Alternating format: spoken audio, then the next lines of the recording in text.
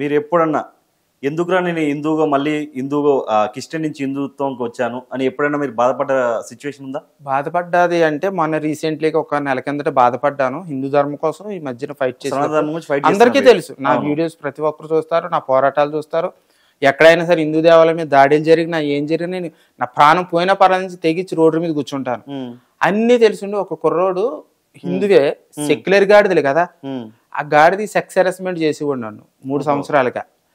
చేస్తా ఉంటే నేను ఎప్పటి నుంచో చెప్పేదాన్ని, పోలే మనవాడు తెలిసి అంటున్నాడు అని చెప్పి అని నేను పట్టించుకోకుండా, ఈసారి కనుక మళ్ళీ నాతో ఇలాంటి బూతులు సంబోధించి ఇలాగ ఎటకారం వాడితే నేను కేసు పెడతాను, నేను నా హిందూ అని చెప్పి ఊరుకుంటున్నాను అని చెప్పేసి అని ఎన్నోసార్లు అలా చెప్తా ఉన్నాను.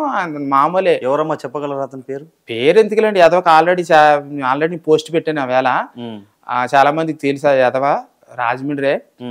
అయితే నేనేం చేశానంటే పోస్ట్ పెట్టాను, చెప్తా ఉన్నాను, వెళ్ళలేదు. ఆ రోజు వెళ్ళగానే ఇలాగే బూతులతో సంబోధించడం నేను ఏం చేశానంటే చిరాకు వచ్చి వెంటనే ఒక ఫోటో తీసి, పలానా వాడు వీడు ఈ బిజినెస్ చేస్తుంటాడు, వీడు నన్ను సెక్స్ హెరాస్మెంట్ చేస్తున్నాడు, వీడికి ఖచ్చితంగా ఫోన్ చేసి వార్నింగ్ అని చెప్పి నేను పోస్ట్ పెట్టాను వాట్సాప్ గ్రూప్ లో. మా గ్రూప్స్ ఉంటాయి, పెడితే ఒక 4-5 ఫోన్ చేసి వార్నింగ్ ఇచ్చాడు. నేను హిందూ అన్నాడు. ఆడు ఎలా బతికిపోయాడు తెలుసా? వాడు కాలర్చుని మన హిందూ సనాతన ధర్మానికి సంబంధించిన శివుడు పాట పెట్టుకున్నాడు. దానివల్ల ఈ యదవలో హిందూ ధర్మానికి సంబంధించిన సాంగ్స్ పెట్టుకుంటారు, చేసి ఏమో యదవ పనులు. ఈ సెక్యులర్ గాడు కట్టర్ హిందూస్ కాదు.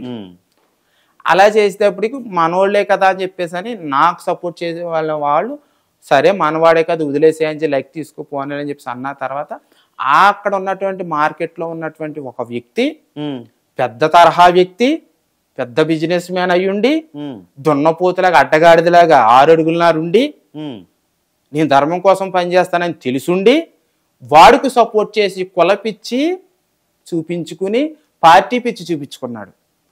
పార్టీ అతను వైసీపీ. ఈ వైసీపీలో ఉన్నటువంటి కొంతమంది దుర్మార్గు కేడినా కొడుకుల వల్ల సనాతన ధర్మం చాలా నాశనం అయిపోయింది. ఇంకా వైసీపీ అన్న హిందువులు ఎవరైనా ఉంటే గాడిదిల్లారా, సిగ్గు తెచ్చుకుని బుద్ధి తెచ్చుకుని ఎవరిని తెచ్చుకుని నన్ను చూసైనా సరే మీరు మారతారని నేను చెప్తున్నాను. నేను ఒకప్పుడు వైసీపీ అని పిచ్చెక్కి జెండా పట్టుకుని తిరిగిన రోజులున్నాయి మా ప్రాంతంలో. ఆ పార్టీ వచ్చిన తర్వాత ధర్మం నాశనం అయిపోయింది చాలా వరకు. ఆలోచించండి. అలా జరిగిన తర్వాత ఆ వ్యక్తికి, ఆ కుర్రోడికి సపోర్ట్ చేసేదానికి వాడు సారీ చెప్తాను క్షమించమని ప్రాధాయపడిన వాడు ఈ అడ్డగాడి సపోర్ట్ చూసుకుని నా మీద రివర్స్ అయ్యాడు. ఎవరితో చెప్పుకుంటావు చెప్పుకో అని రివర్స్ అయిపోయి ఆ ఫ్రెండ్స్ గట్ట అప్పుడు దాకా సారీ చెప్తాం రమ్మన్న వాళ్ళు రివర్స్ అయిపోయారు. మరి వెనకాల సపోర్ట్ పెరిగాడు కదా, అంతే కాబట్టి ఆడికి ధైర్యం వచ్చేసింది. ఒక పెద్ద తరహా ఉండి ఆడు హిందువు అయ్యుండి, సెక్యులర్ హిందువు, మళ్ళీ ఒక రాజకీయ నాయకుడు ఇదయ్యుండి, బిజినెస్ మ్యాన్ అయ్యుండి నన్ను అడగాలి కదా అసలు, అమ్మ తప్పు అయింది క్షమించు, తెలుసో తెలియక అంటున్నాడు, మాకు చెప్తే మేము చేస్తాం అని అనాలి. వాడు ఎదురుగుంటా నన్ను తిట్టాడు. మరి మీరు ఎలా ఊరుకున్నారు? ఏం చేస్తాం, తప్పదేక. మన హిందువులు సపోర్ట్ చేయలేదా మీకు? హిందువులు సపోర్ట్ చేస్తారు. వీడు నేను చెప్తున్నాను కదా, వీళ్ళు సెక్యులర్ హిందువులు, వీళ్ళ మీద మనం ఏం కేసు పెడతాం? వీళ్ళకి తెలిసి రావాలని చెప్పేసి. ఎలా అంటే కొన్ని ఇప్పుడు క్రిస్టియన్స్ లో కానీ లేదంటే ముస్లిమ్స్ లో కానీ ఒక మనిషి మీద మనం గొడవ పడుతుంటే వాళ్ళు సపోర్ట్ ఒకరికొకరు సపోర్ట్ తీసుకుంటారు. మన హిందువుల్లో ఎందుకు లేదు ఇది? హిందువులు సెక్యులర్ భావం ఎక్కువ, అన్ని మతాలు సమానమే, అందరూ ఒకటని చెప్పుకుని ఉంటారు. తర్వాత వీళ్ళకి కులపిచ్చి ఎక్కువ, మెయిన్ అది. దానివల్ల కులపిచ్చి అడ్డగాడిన కొడుకుల కోసమే నేను ఇలాగ ఇంటర్వ్యూలు ఇస్తుంటాను. నేను కులపిచ్చి ఎక్కువ, వెళ్ళకి ధర్మం పట్ల బాధ్యత తక్కువ. కానీ ఒక క్రైస్తవుడికి ఒక ముస్లింకి కులం కాదు, అసలు కులం ట్రాఫిక్కే రాదు, మసీదులో కులం ట్రాఫిక్కే రాదు, చర్చిలో కూడా క్రిస్టియన్ అని ఒక క్రిస్టియన్, నువ్వెవరు అంటే క్రిస్టియన్, వాళ్ళకు ఒక గుర్తింపు ఉంటుంది. మన హిందువులకు ఏముంది గుర్తింపు? అసలు కులం చెప్పుకుంటారు, కులం అని చెప్పుకుంటారు వీళ్ళు. నువ్వెవరు తాలూకా అని చెప్తే నేను నాయుడు గారి కొడుకుని, నేను రెడ్డి కొడుకుని, నేను చౌదరి కొడుకుని, నేను హిందూ అని మాత్రం చెప్పారు. నేను హిందూ అని చెప్పారు. అదే ఒక క్రైస్తవుని అడిగితే మీరు ఎవరు తాలూకా అంటే నేను క్రైస్తవుని అని చెప్తారు. ఒక ముస్లింని అడిగితే నేను ముస్లింని అని చెప్పుకుంటారు. ఇంకా కులాల్లోనే ఉన్నారు వీళ్ళు, నూతిలో కప్పల్లాగా. వాళ్ళు ఎప్పుడో వాళ్ళ మతాలని అభివృద్ధి చేసుకోవాలని చెప్పి ఎప్పుడు మనల్ని దాటి వెళ్ళిపోయారు. ఇటు పక్క క్రైస్తవులు, ఇటు పక్కన ముస్లింస్, వాళ్ళ మతాల పట్ల బాధ్యత కలిగి వాళ్ళ మతం బాగా అభివృద్ధి చేసుకోవాలనే బాటలో నడుస్తున్నారు వాళ్ళు విపరీతంగా. ఇంకోటి అంటే ఇటు చూస్తే క్రైస్తవులు, ఇటు చూస్తే ముస్లింస్, ఇటు చూస్తే నుయ్య, ఇటు చూస్తే గొయ్య, మధ్యలో ఉన్నది ఎవరు? సెక్యులర్ అడ్డగాడిది హిందువులు.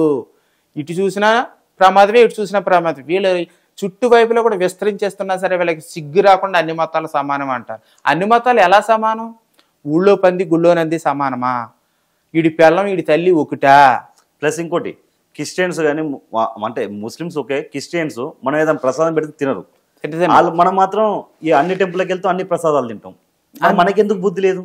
మన వాళ్ళకి సిగ్గు లేక ధర్మ పట్ల బాధ్యతలు. మన వాళ్ళకి బాగా ఎంజాయ్ చేయడం వచ్చు.